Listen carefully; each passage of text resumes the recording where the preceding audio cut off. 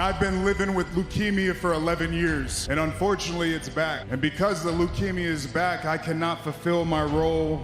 I can't be that fighting champion. I'll take every prayer you can send my way, but I'm not looking for sympathy. I'm not looking for you to feel bad for me, because I have faith. When I was 22 years old, I was diagnosed with this, and very quickly I was able to put it in remission. But I'm not gonna lie, that was the hardest time of my life. I didn't have a job, I didn't have any money, I didn't have a home, and I had a baby on the way, and football was done with me. But you wanna know who gave me a chance? The team that gave me a chance was the WWE. And when I finally made it to the main roster and I was on the road, they put me in front of all of you, the WWE Universe, and to be honest, y'all have made my dreams come true.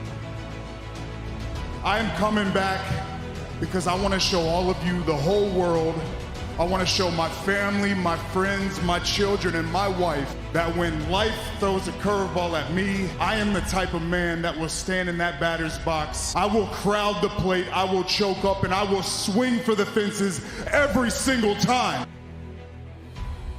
I learned how to be a man from a woman. You know, my mom taught me damn near everything. And one thing about my mom was I wasn't, scared of her physically, but there was just something about disappointing her that was way worse than getting hit with getting spanked or getting hit with a switch or whatever it may be. Like, me making her disappointed was like, it made me ill. That physically would hurt my feelings if I made her disappointed. So that was just something that always really, stuck by me even to this day. It still pushes me. And once I got into high school and it became a reality that I was going to play college football, that's what I knew I had to do.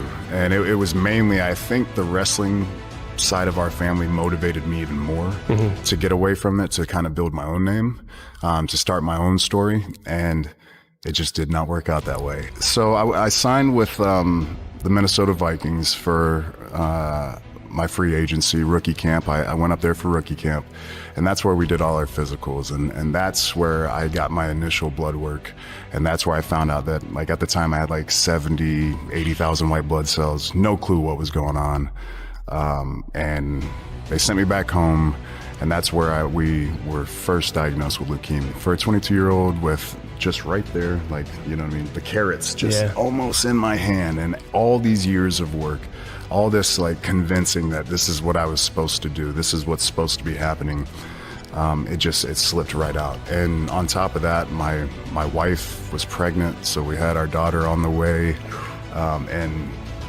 everything's fallen apart. But at the same time, I've always handled emotions and feelings like, I don't want to say compartmentalized, but I just was able to, for a lack of a better word, no-sell it. But I guess what made me feel like I wasn't so alone is you heard more stories coming out of this, not being such an irregular thing, not being the only 22-year-old diagnosed with CML.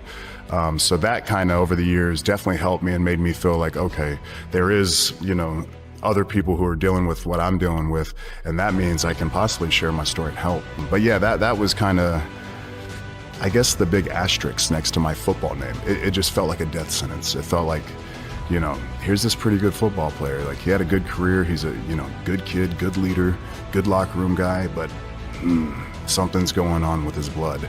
And then boom, you just put that asterisk next to him. Well, all right, well, we got these other kids that are both really good, and let's give them a try. They don't have that asterisk. So from there, I just had to shake and bake. And, I wanted to continue to play. I went up to the CFL. But football just was not the same. I was 320 pounds. They do a very spread out, a yard neutral zone.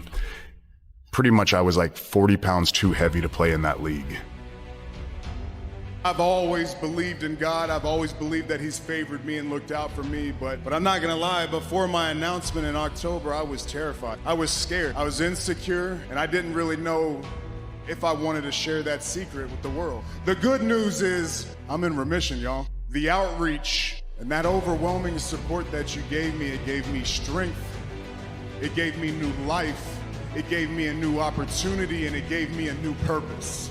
You see, here in WWE, a lot of your purpose as a young superstar is to win titles and to climb that mountain and to achieve the top and to put your flag in, and that's still very important. But for me, the only thing that is important, that I have the ability to step foot in this ring every single night. And if I can do that, I'm gonna use this platform, this giant WWE platform that is global and the whole world can see, and I'm gonna use it to raise awareness, and I'm gonna use it to support those who are in need just like I was.